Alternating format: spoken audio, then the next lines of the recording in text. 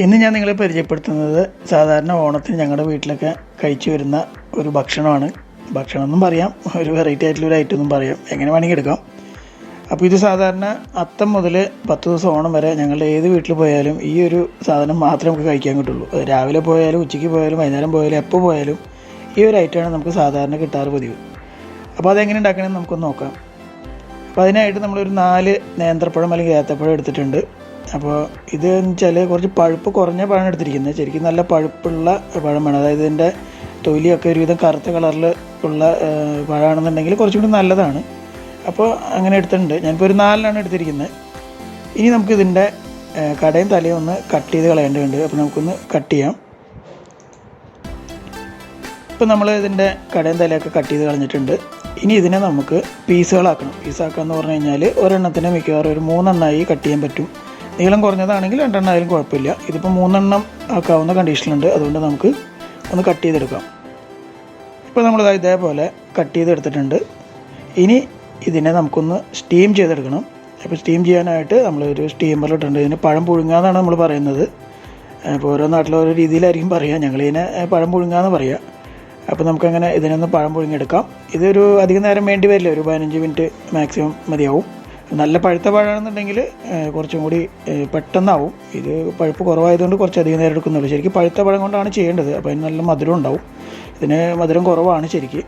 അപ്പോൾ നിങ്ങൾ എടുക്കുമ്പോൾ നല്ല പഴുത്ത പഴം എടുത്തിട്ട് വേണം അത് ചെയ്യാൻ. അപ്പോൾ നമ്മളതെല്ലാം സ്റ്റീം ചെയ്തെടുത്തിട്ടുണ്ട്. ഇനി നമുക്കിതിൻ്റെ തൊലി ഒന്ന് കളയാം. അപ്പോൾ നമുക്ക് ഒരാൾക്ക് കഴിക്കാനുള്ള ഒരു കണ്ടീഷനിലാണ് കേട്ടോ ഇതിൻ്റെ തൊലിയൊക്കെ നമ്മൾ കളയാൻ പോകുന്നത്. അപ്പോൾ ഞാൻ എന്താ ഇവിടെ ഒരു 6-7 പീസ് എടുത്തിട്ട് ഇതേപോലെ തൊലി കളഞ്ഞിട്ടുണ്ട്. ഇനി എന്താ ചെയ്യേണ്ടതെന്ന് വെച്ചാൽ ഇതിലേക്ക് നമുക്ക് ഒരു 4-5 പപ്പടം വേണം. ഇപ്പോൾ ഞാൻ കുറച്ച് പപ്പടം ഉപയോഗിക്കുന്ന ഒരാളായതുകൊണ്ട് കുറച്ച് പപ്പടം എടുത്തിട്ടുള്ളൂ. ശരിക്കും ഒരു പീസിന് ഒരു പപ്പടം എന്നാണ് അതിൻ്റെ ശരിയായ കണക്ക്. അപ്പോൾ 7 പീസ് ഉണ്ടെങ്കിൽ നമ്മൾ 7 പപ്പടം എടുക്കണം. അപ്പോൾ അതിന് ശേഷം എന്ത് ചെയ്യണമെന്ന് വെച്ചാൽ ഈ പഴത്തിനെ നമ്മൾ കൈ കൊണ്ട് ഇതേപോലെ കുത്തി ഉടയ്ക്കണം. കുത്തി ഉടച്ച് കഴിഞ്ഞാൽ അടുത്ത പ്രൊസീജിയർ എന്ന് പറയുന്നത് പപ്പടം നമ്മൾ എടുത്തിട്ടുണ്ടല്ലോ പപ്പടം. ശരിക്കും 7 പീസിന് 7 പപ്പടം വറുത്ത് തന്നെ എടുക്കണം. അപ്പോൾ അതിങ്ങനെ പൊടിച്ച് ചേർക്കുക. അപ്പോൾ ഇത് നന്നായിട്ട് പപ്പടമൊക്കെ പൊടിച്ച് ചേർത്തിട്ടുണ്ട്. ഇനി ഇതിനെ നമ്മൾ എന്ത് ചെയ്യുന്നത് വെച്ചാൽ നന്നായിട്ട് മിക്സ് ചെയ്യണം. ഇതേപോലെ മിക്സ് ചെയ്ത് ഒരു ഉണ്ട പോലെ ആക്കി വെച്ചിട്ടുണ്ട്, ഒരു ബോൾ പോലെ ആക്കിയിട്ടുണ്ട്. സാധാരണ ഇങ്ങനെയാണ് ഞങ്ങൾ ചെയ്യാറ്. അപ്പോൾ ഇതേപോലെ നിങ്ങൾ ആക്കിയെടുക്കുക. ഇനി ഇതിലേക്ക് വേണ്ടത് നമുക്ക് കായ വറുത്തത്, നേന്ത്രക്കായ വറുത്തതാണ്, ഏത്തക്കായ വറുത്തതാണ്. അതേപോലെ തന്നെ ശർക്കര വരട്ടി എന്നാണ് ഞങ്ങൾ പറയുക. ശർക്കര ഉപ്പേരി എന്നൊക്കെ പറയുന്ന പല സ്ഥലങ്ങളുണ്ട്. എന്തായാലും നിങ്ങൾക്ക് കാര്യം കണ്ടപ്പോൾ കാര്യം മനസ്സിലാക്കണമല്ലോ, അത് എടുക്കുക.